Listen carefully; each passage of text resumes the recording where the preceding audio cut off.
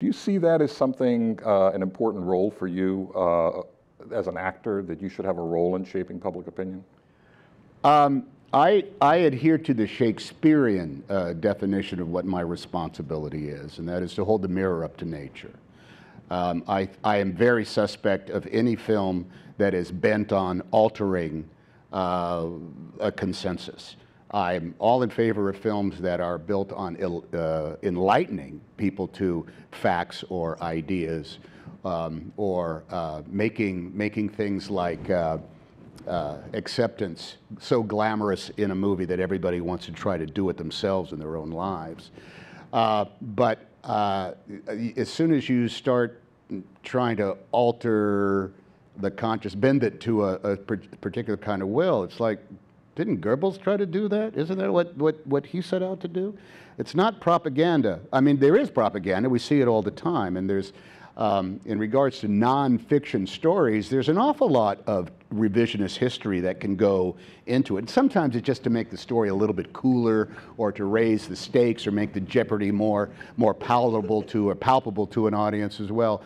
But there is a danger there. I mean, I will say that every time I've played somebody who was alive, Richard Phillips or Charlie Wilson for Charlie Wilson's War, Jim Lovell, Sully, I've sat with them and I said, now look,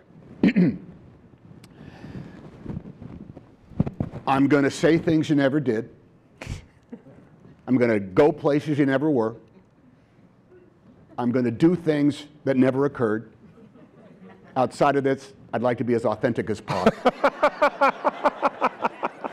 So help me reconcile the fact that I'm a fake you, and so that it can so that it can withstand some degree of long-standing viewing. Look, these are all documents, whether they're good or bad. They go into a file. I mean, Gone with the Wind is looked at in one way in order to be a reflection of what slavery was like in the United States. For good or for bad, that's true.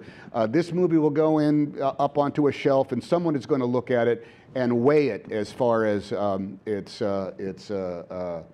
authenticity or not. And I think that if you're doing that about the past, that's incredibly important, because I believe that is what Shakespeare told the advice to the players. Hold the mirror up to nature.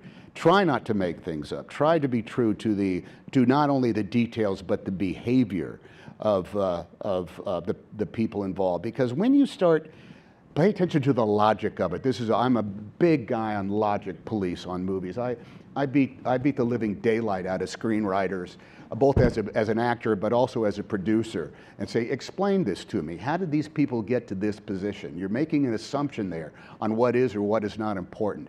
Don't monkey around with the motivations who were there any more than you'd monkey around with where North Dakota is on a map. We know where North Dakota is on a map. Don't put it somewhere else just because you want to have a palm tree in North Dakota. That's a weird way of talking about it, but that's actually what it comes down to. You don't always get, like if you're running around the Louvre trying to figure out what Da Vinci wrote on the back of a painting, it's not exactly the same requirements, but don't laugh, come on, cut me some slack. You do, however, want to live in the same physical universe that everybody lives in, even if you're not living in the same sort of like rule of behavior. It's very hard to drive across Paris in 20 minutes, but you can fake that for a movie. But our responsibility, I think, at the end of the day is really quite large, and it does go back to that brilliant thing, is what an actor's job is to speak the speech, I pray you, trippingly on the tongue, as I pronounce it to you, and to hold the mirror up to nature. That's our job. Spencer Tracy said, our job is to hit the marks and tell the truth. When that is expected of you, it's a lot easier to give into.